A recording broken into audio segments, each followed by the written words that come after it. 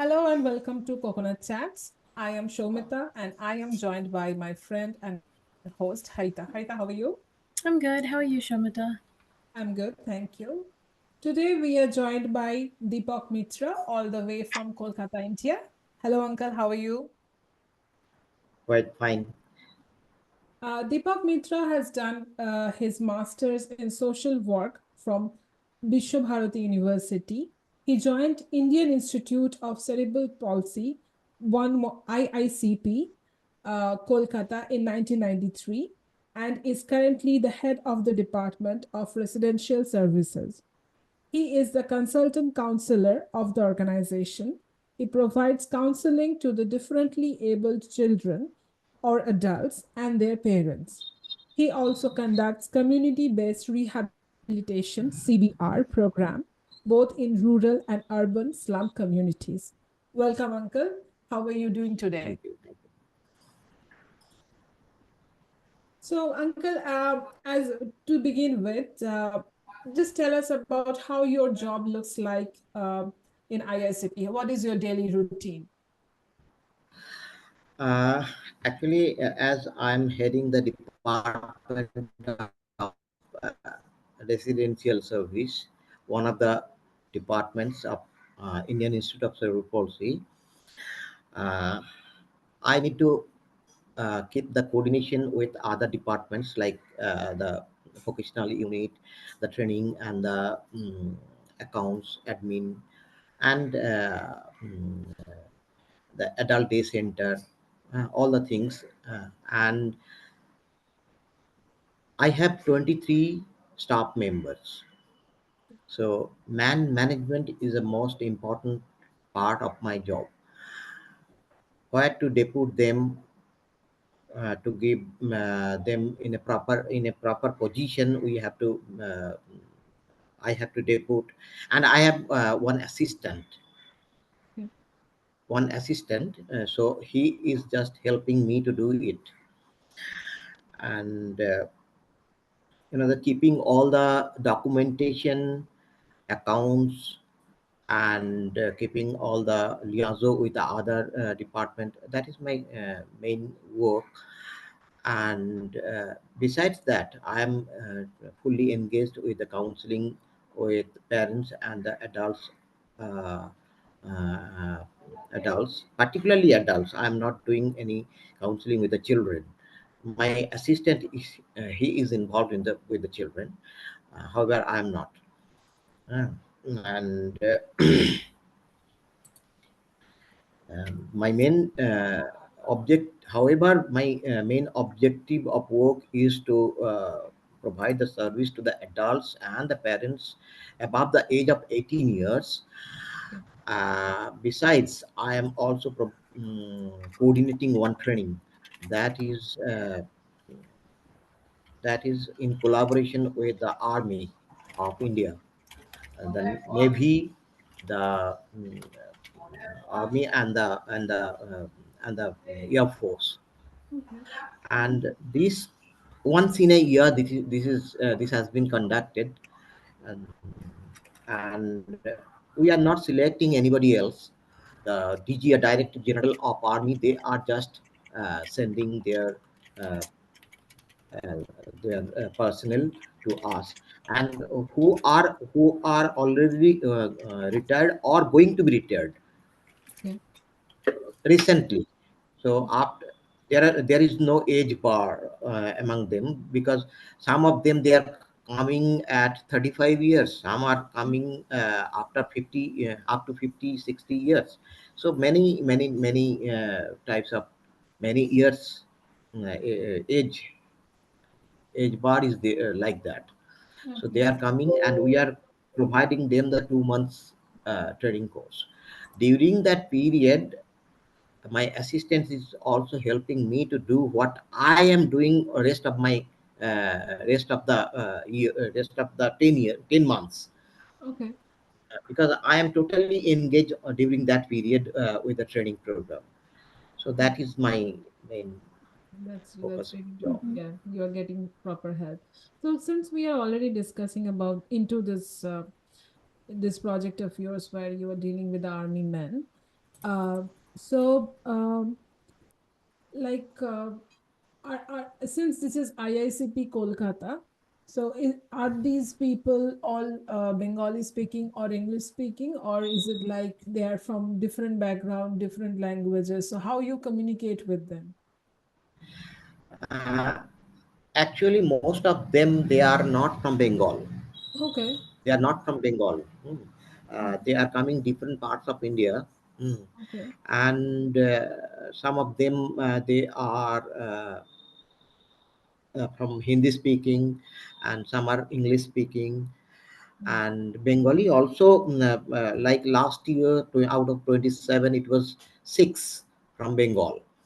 So, the when we are providing training, we are following the English, even and Hindi. Okay. Okay. Hmm. And Hindi. And in some cases, the Bengali is also, because those who are going to army from Bengal, they are mostly prefer the Bengali. Right. When the lecturers are providing, giving the lecture, and that is quite difficult to speak both in English, the Bengali, and Right. most of Right. the Mm. lecturers, they are facing some problems. In spite of that, they are quite uh, interestingly that they are managing. Right. So are these sessions one to one, or since you are mentioning lectures, so is it like a group of people to whom you are giving No, a group in group a of group, people? Okay, it's not one. and a group of people. But if anybody, we are telling them that if you have any problem, anyone may have any problem to understand any of the topic, they personally can contact with that lecturer and can solve it out. Okay, okay. Hmm. So So yeah. what do you love most about this job that you do?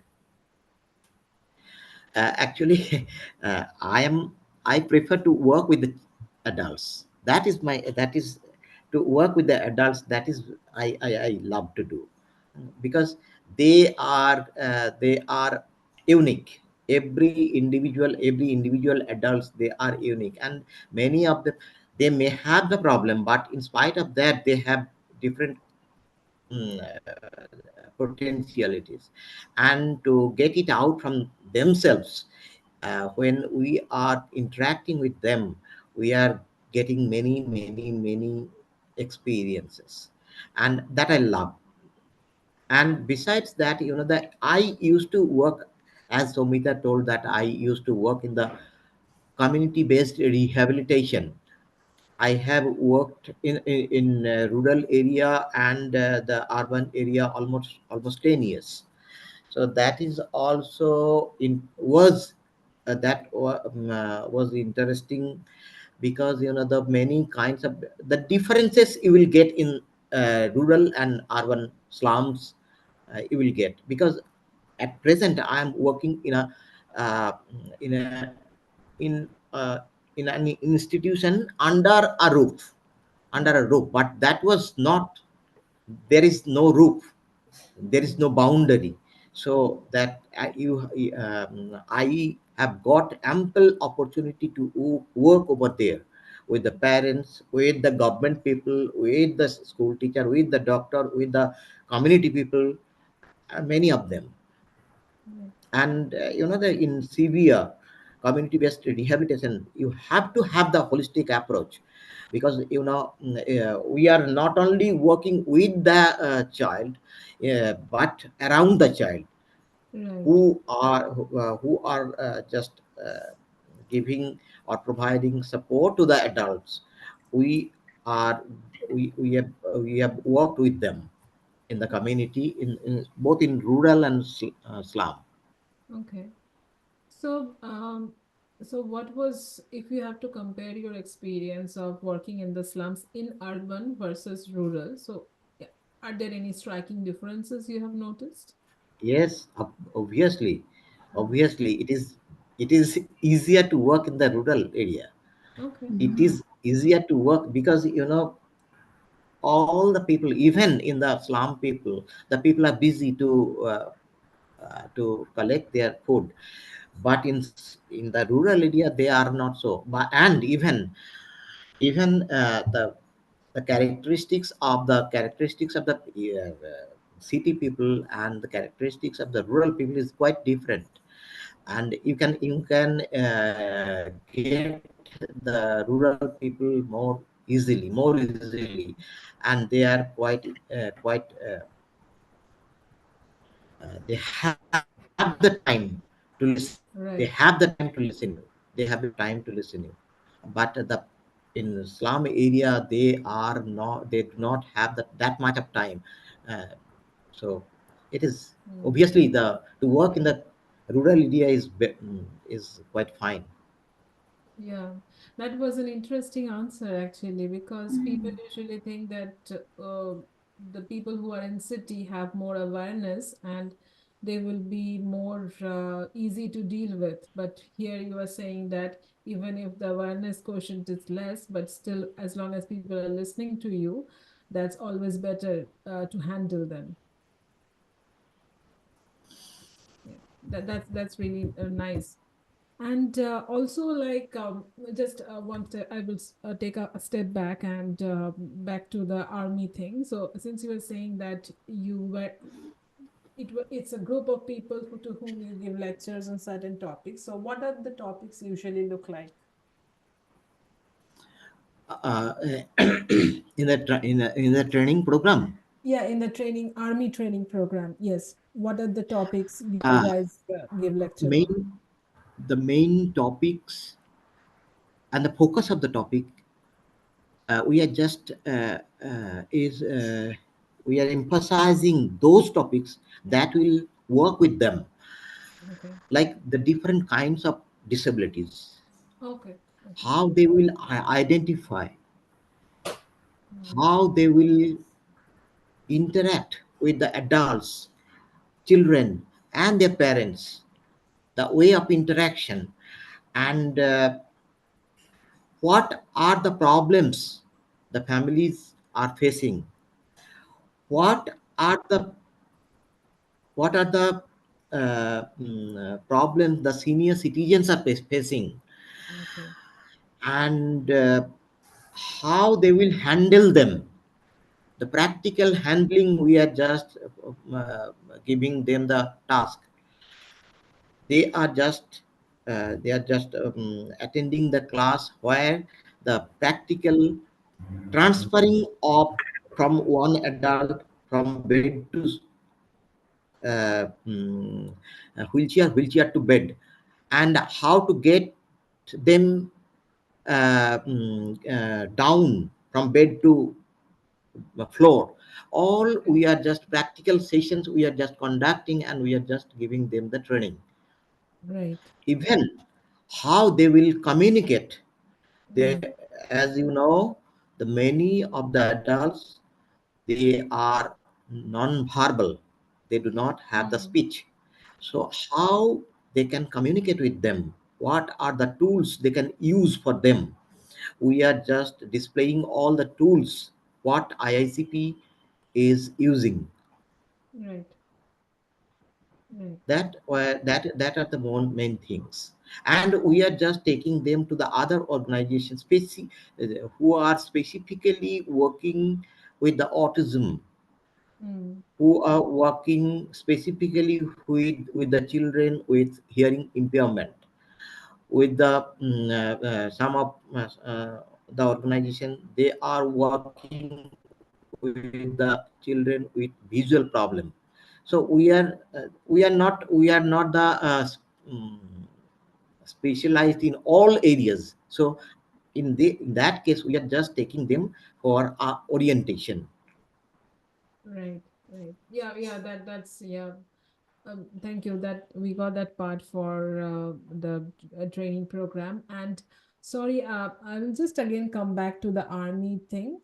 So for the army people, what topics do you generally talk about?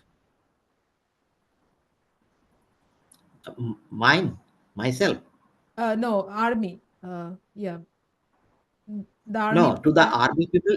Yes, yes, Haha. yeah, yes, yeah. No, I have told you that I have already told you that the focus area is like the how old people, old age people, how they will Right, look after the old age people, how they will look after right. the adult with cerebral palsy, how they will look after the adult with visual problem, how they will look after the adult with Mhm. hearing impairment, how they will look after the autistic child and adults. That is the main Okay, okay. So content yeah, of the okay, course. okay, okay, okay. I got it. Yeah, then it's even my even the dementia, the old age people, the old people, they are sometimes getting the dementia, Alzheimer's and dementia.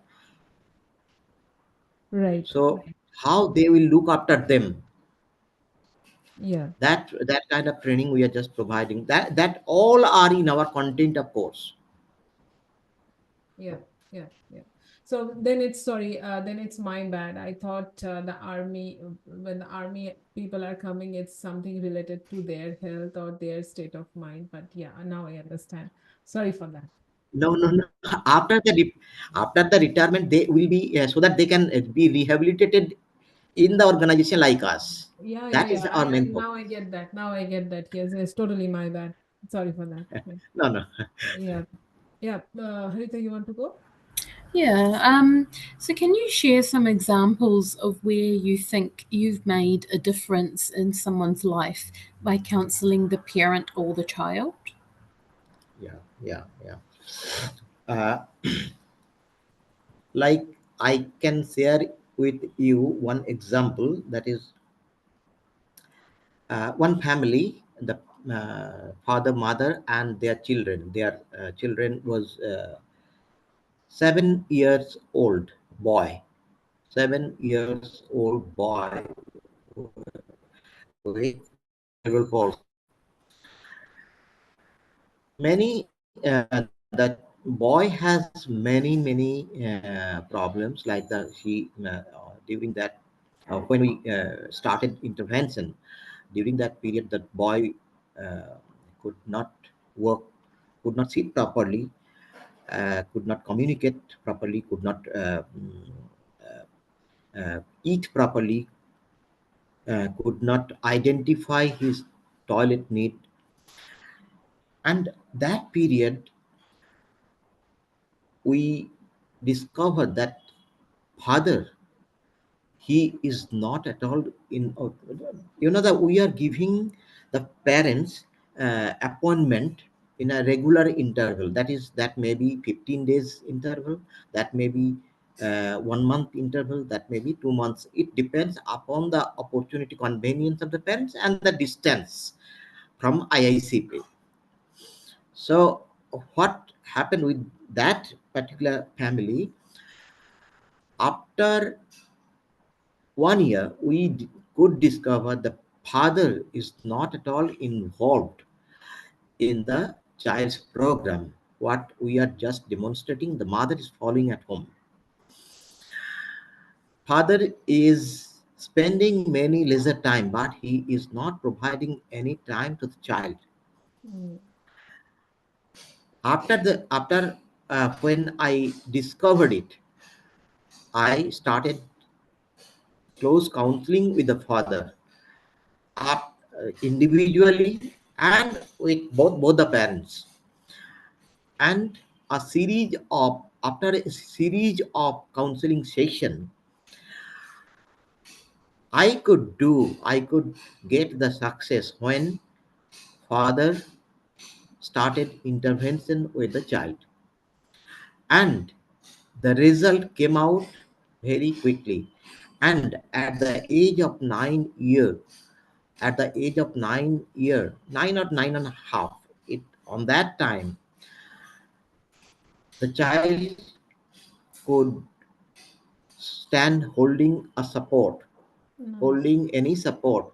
Child could stand. As father used to give many of his leisure time in the evening, after when he used to come back from his job, and along with the mother's intervention, both the parents started started intervention, the child got better and fast result. So it give me pleasure on that during that time, and that still now I have that contact. I have the contact with the parents. So this is one success. Another experience I'm just sharing you. Uh, there was in Jalpaiguri. I think Somita is quite aware about Jalpaiguri. Yes. When I used to go to Jalpaiguri during my community-based rehabilitation program, on that time, I came to know that very soon the father will divorce the mother, as mother gave birth one disabled child. They do not have any idea about the disability when the child was too young, almost 2 years. After 2 years, what is in normal development, what is happening, the child can walk, stand, can walk, can speak a little, but that child could not. During that period, father was accusing mother that as this is the fault of the mother. But after the series of, and that was quite bitter experience, and during that period the father uh, uh, used to use the slangs even during that period to us. Even we didn't leave the case. We started counseling, and counseling. During that period, I used to go after 15 days, and after almost 6 months, the father could realize that this is not the fault of the mother. That is the genetic problem, that there is no one's hand to give Mm. birth the disabled child. And the we could I particularly I could stop the divorce. I could stop Okay. that. that that was also the success of mine. Are you still in touch with how this family is doing now? That connection was up to 2009. Okay. And after that, because we didn't get any fund, after we used to go on during that period, we got the fund from DFID, the Department for International Development, UK. And with the fund we used to go over there. Mm. But the after that we didn't, the DFID stopped the funding, and we do not have, as we are the non-government organization, we did not have that much of money to go. So I could not keep the contact, and during that period, that mobile connection was there. There was no mobile connection, so Right. how could I keep the Very hard. contact? Yes. Yes. Mm. Yeah. So People now naturally, we can't imagine like how the connection would have lasted back then when there was no internet, no mobile Mm. connection. But yeah. I also want so to ask. I also want to ask.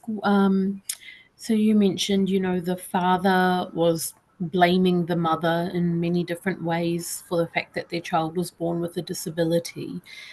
Now, how did that impact on the mother's mental health when her husband was blaming her when it was out of her control? Was she at risk of suicide or depression? What was her mental health like during this time? no, mother didn't express anything. However, she had the great grief. Mm, Great grief. In spite of that, she didn't left to work with the children, with her child. She didn't left. She she was quite responsible on during, so the so her responsibility during that period. And she was quiet, even she didn't tell any slangs, anything else. She was quite happy with us. Mm. And she used to think that we are the great supporter of her during that period. Yeah, yeah, yeah.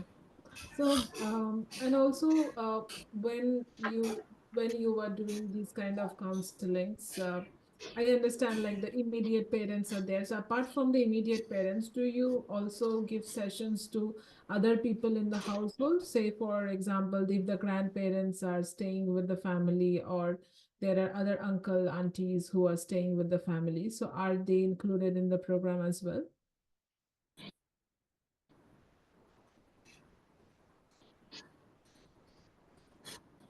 uh, is our treasure. That experience is our treasure. That is my treasure.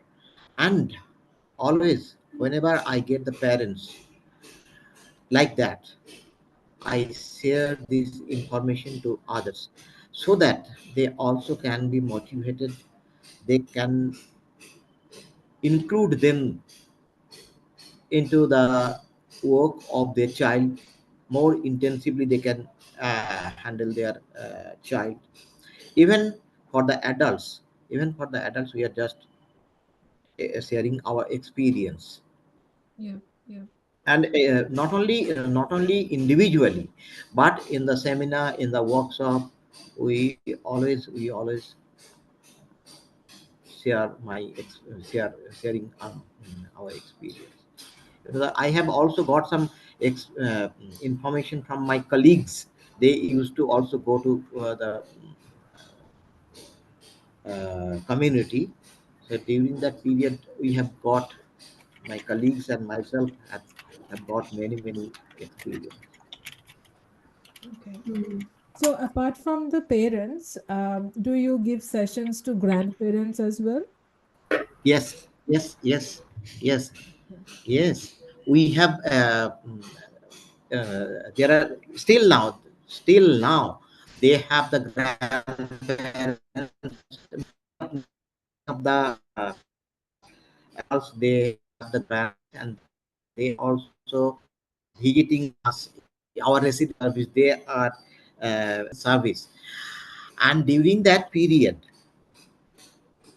we are just talking with the grandma, grandpa, grandfather, grandma.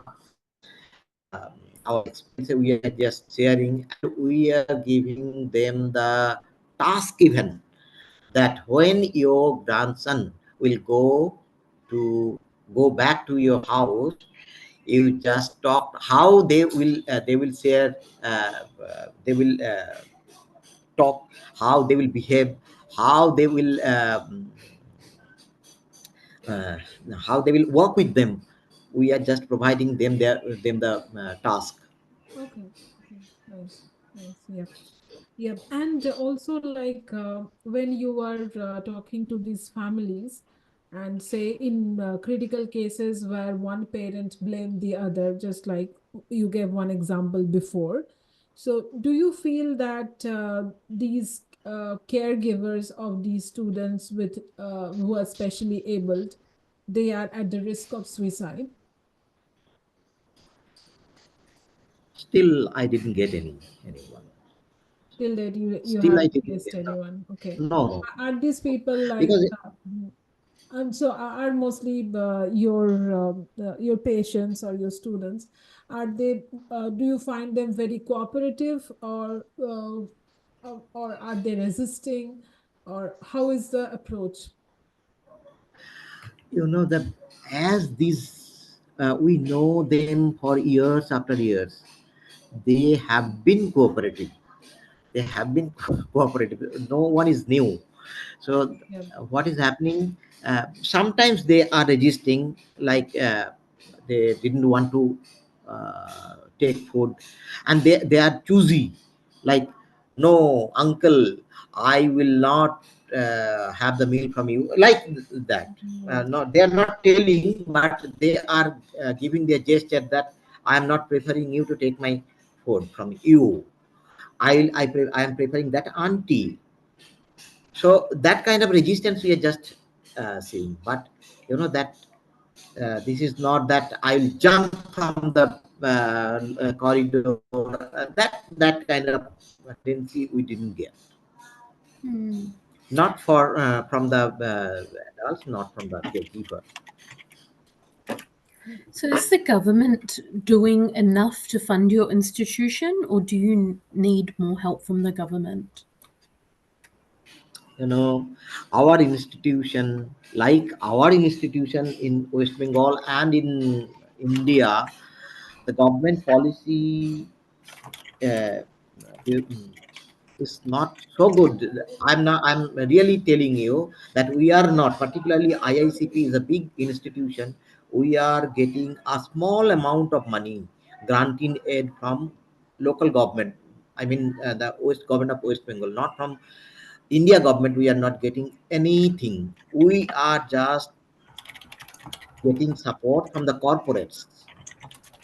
Okay. From the corporates, we are just getting supports. They are providing us as they have the CSR, corporate social responsibility. They are, as part the corporate social responsibility, they are just giving money, and in lieu, they are getting the income tax benefit, income tax benefit from government of India. The corporates, they are getting under the section of 80G and 80CC. Yep. Yep. And we are charging a little to the parents, those who can pay. We are charging. Definitely, we are Mm. charging. Okay. Okay. So is there any like any income level, or depending on that you charge, or is it like same for everyone? Once again, please. Yeah, so is there any income level based on which you charge the parent, or is it the same charge for everyone? No, we have a standardized charge in, Okay. in and if the parent can provide their lower income certificate, they can provide. On that time, we are just giving them the concession Mm-hmm. or the free of cost.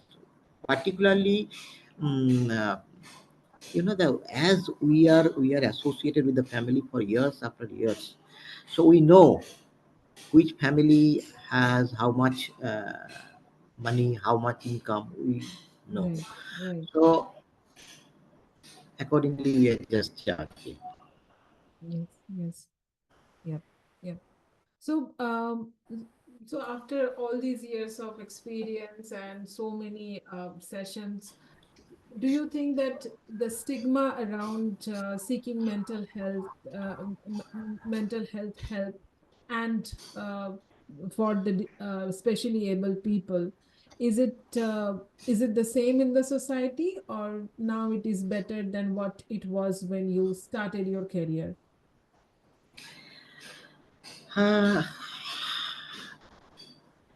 I'm not sure, but I can tell one thing, that still it is a stigma for the people all along the all across the level of income, or all Mhm. across the status of people in. But so far as I know, the people are not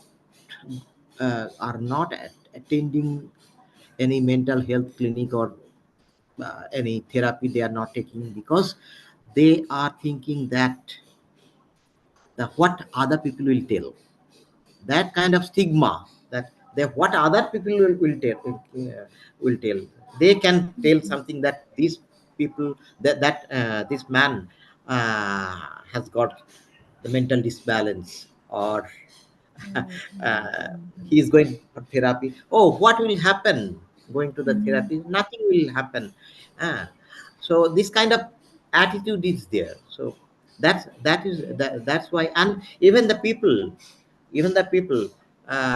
who have the tendency of suicide or any suicidal behavior, they are not been aware about the mental health clinic or any therapy.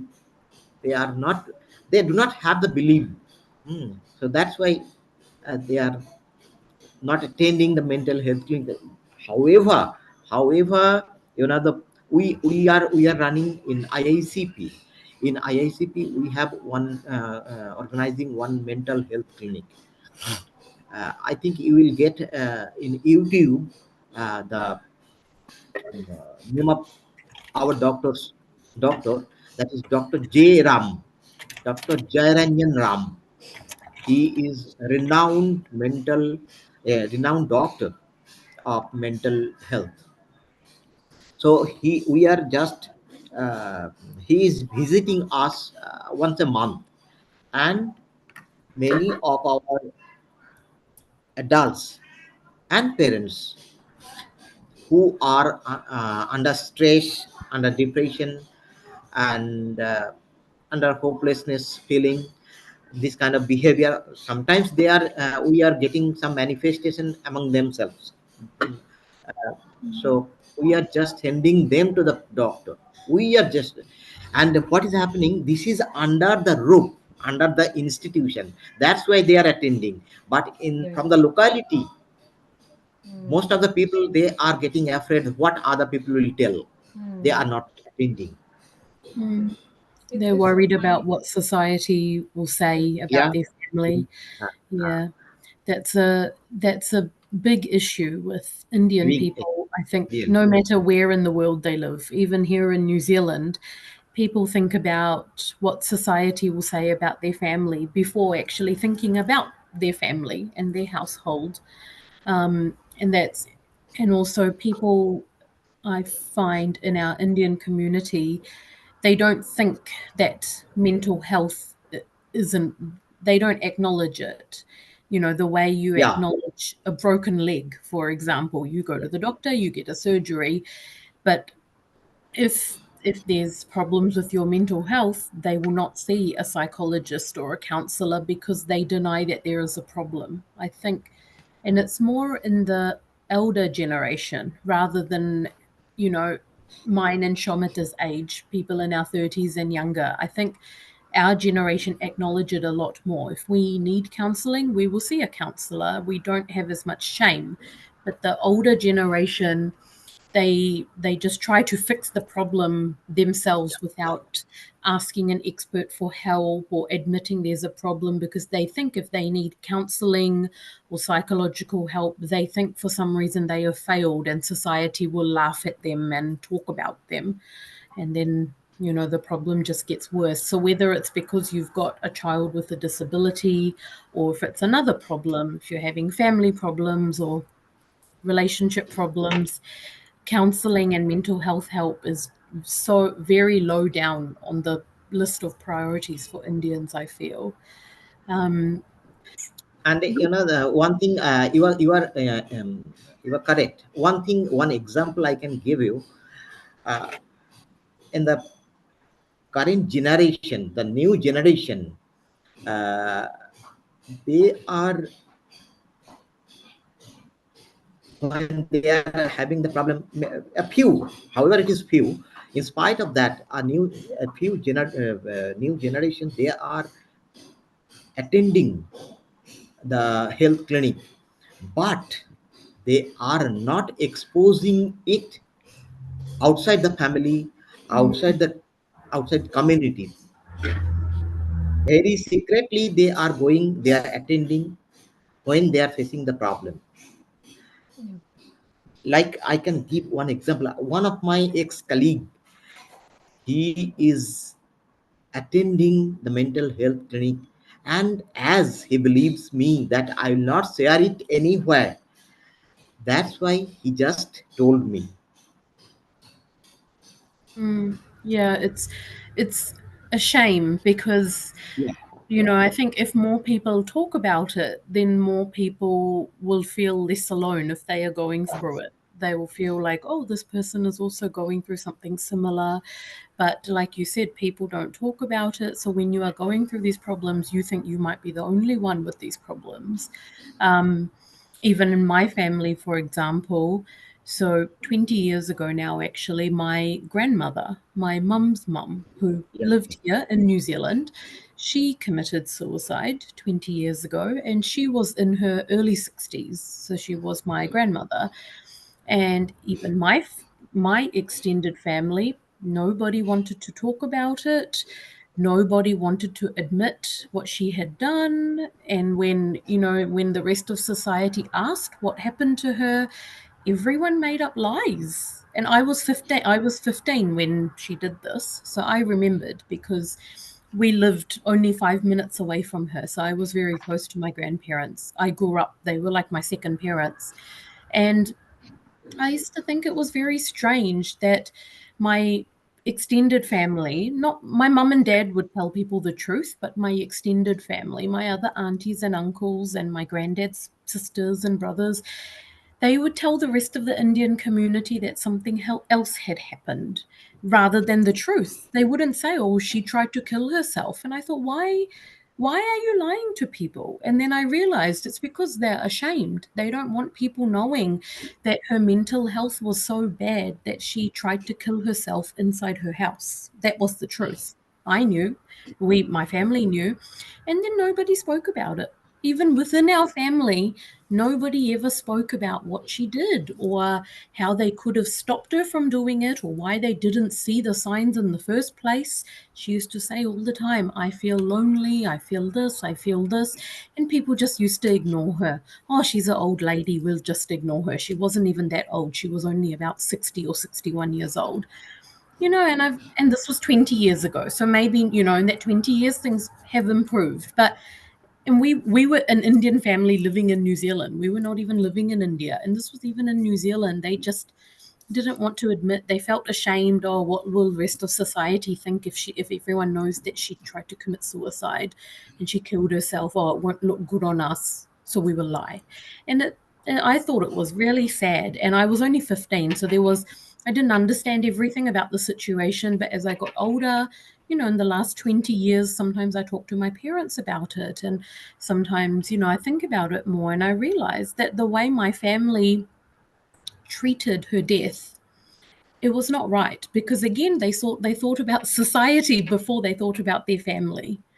And I think, and it doesn't matter what situation you're in, but we need to start talking about mental health. Otherwise, how can you expect people to get better if they're just going to make up lies because you're going through mental health problems? They're going to then feel that their problems are stupid if you're not going to tell the truth about them.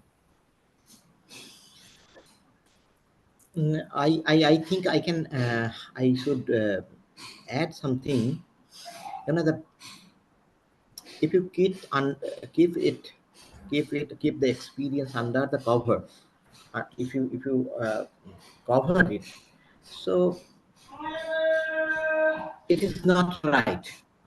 It is not right. It should be shared with uh, everyone. And one thing, some of the thing I believe that it should do in the family to restrict, to uh, stop the this kind of behavior or this suicidal behavior. Like the environment of the family is the most important thing. Environment. If the family is quite happy, and if you each of the member is have to be the contributing member to get the family happy, each of the member. And there should have the dynamism, the family dynamism, no stagnancy. The family dynamism is a great thing to keep the family a good environment. Mm. You know, uh, to the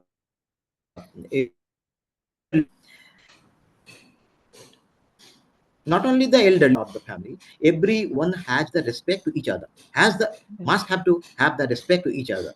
And Mm. when uh, anybody else is doing something, I mean the something good, the reward must come. It may Mm. be the verbal reward, it may be the material reward, anything else. And what will happen, what will happen if this will make everybody feels that we are that, not I feeling will remove that we feeling that is needed in the family. We feeling we are the member of the family, we will do whatever we will do, we can do our family better. That kind of concept every member of the family have to have. I Mm. what I think. And particularly though to the elder people, sometimes what is happening, they have the lethargy not to work, they love to think on their own, on their own. They are thinking one thing among himself or herself. Sometimes they are not sharing all their beliefs, all their behavior to others. Why? Because they are thinking that if I tell something, they are quite busy, we should not disturb them. Mm. They are feeling. But if you create an environment, if you create an ambience that no, we are busy with you, we are busy, really we are busy with outside work, but in spite of that, when we are coming back to home, we are also busy with you. You just share all the things with us. You have to give them the respect. You have to give them a little task, whatever they can, a Mm. little task to them, so that they can understand that no, I am also the valuable member of the family. Yeah. Why people Mhm. going to the suicide? Because that person is thinking himself or herself that I have nothing to do, I have lost, I have come to the end point of my life. But if we every member of the family think in such a way that no, we will live with all of us. That kind of ambience you should have in the family. What I feel. Yeah. Mm, that's Yeah. very true. Yes, you need. I think when older people feel like they're not wanted or that they're a waste of time because their family don't have enough time for them. So what you said is very true. You need to make them feel included and remind them that you might have a busy life, but you always have time for them and time to listen to them and time to spend with them. I think, in New Zealand we call it like elder abuse, when elders are abused, because sometimes elders and families, they just get thrown into retirement homes because their kids cannot be bothered taking care of them, or they don't want them living with them. They just put them into an old people's home, hardly ever visit them, and then it leads to all these mental health problems because their family don't spend time with them anymore. So it's, yeah, very true. We need to make them feel important no matter what. Do you have any messages to the young people in our society on how they can put themselves for betterment of society when they are battling hopelessness and mental health problems? Yes, I have some messages. I will tell the young generation to do the self analysis. But first thing is the analysis. Self analysis is the most important thing to mm, to survive in a better way. And the when we are doing the self analysis, there are some two things, particularly two things we can choose. We can select. One is the bad thing that I have to remove, and the one side it is the good thing, and the like mean the the potentiality. Oh, I can do these things. I can do. And if you number it, if you give the number 1, 2, 3, 4, 5, you should move forward with the positive efficient with your positive efficiencies. And if you have that much of capacity, try to make the negative efficiency not the efficiency, negative things, to do it positive.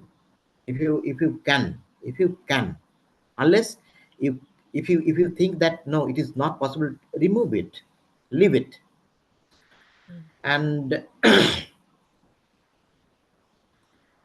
another thing I should say, do not compare with other.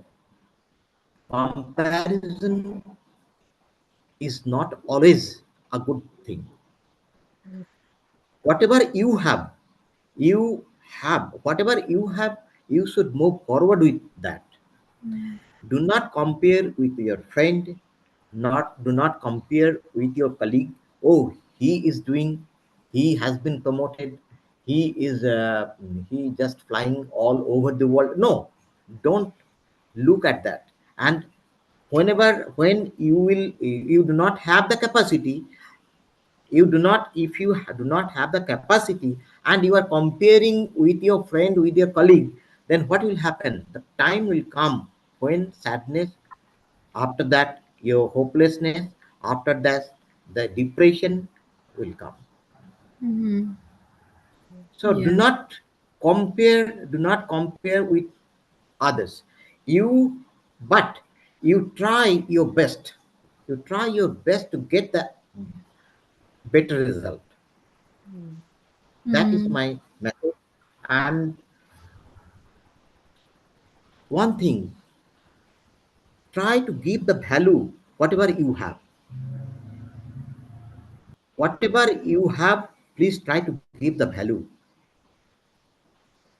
Unless you give the value, you cannot move forward. You cannot, never. Another thing is the engagement. Engagement means to engage yourself in hard work. In hard work, engage yourself so that your mind is quietly busy with the work, and you will definitely get a better result. Leave your mind in a uh, in a situation or in a condition so that you think. No. So keep yourself busy with the hard work. And the,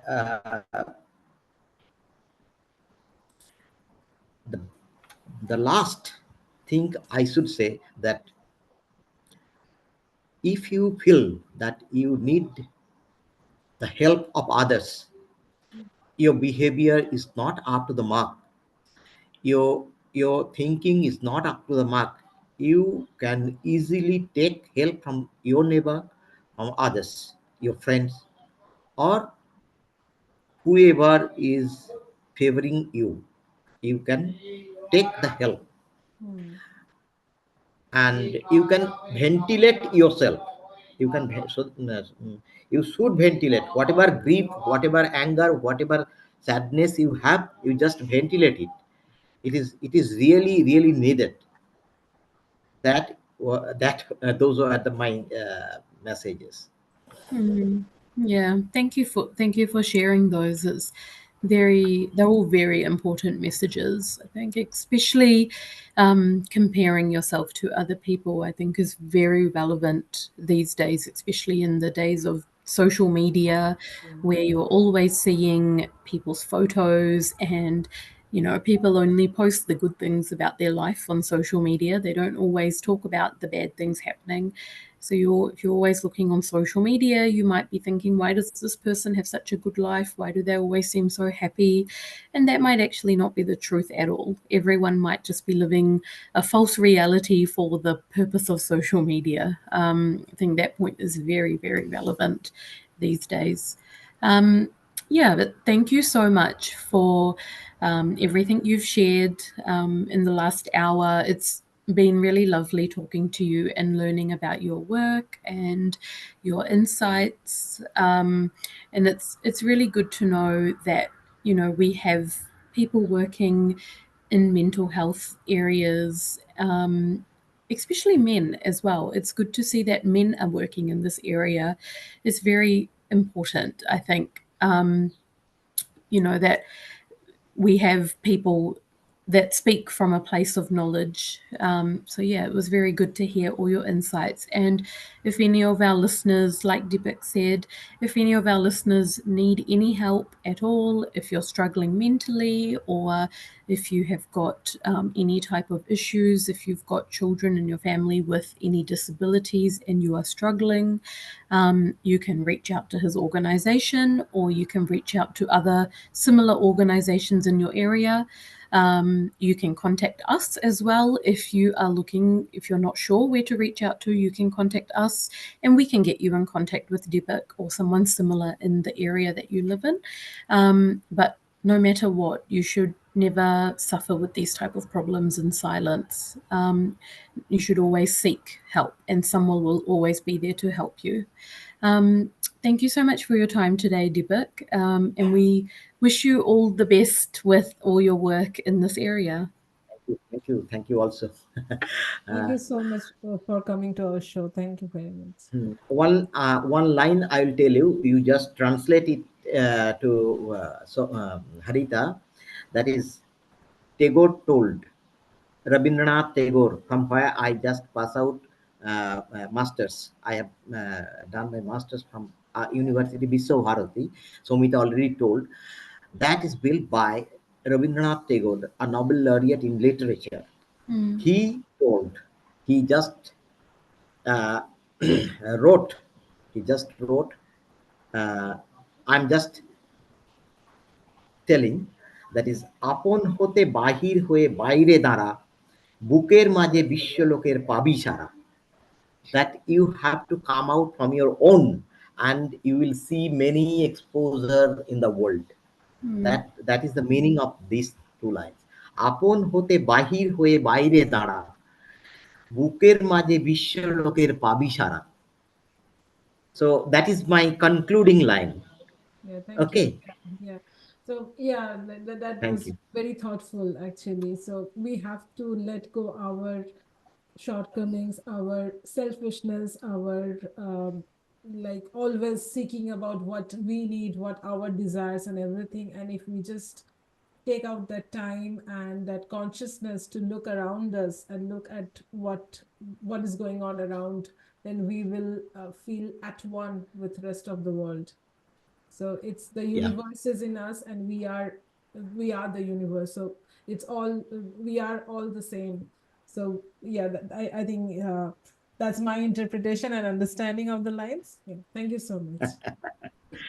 Thank you. Thank you. Thank you. Thank you. See you again. Thank you. Thank you. Thank you.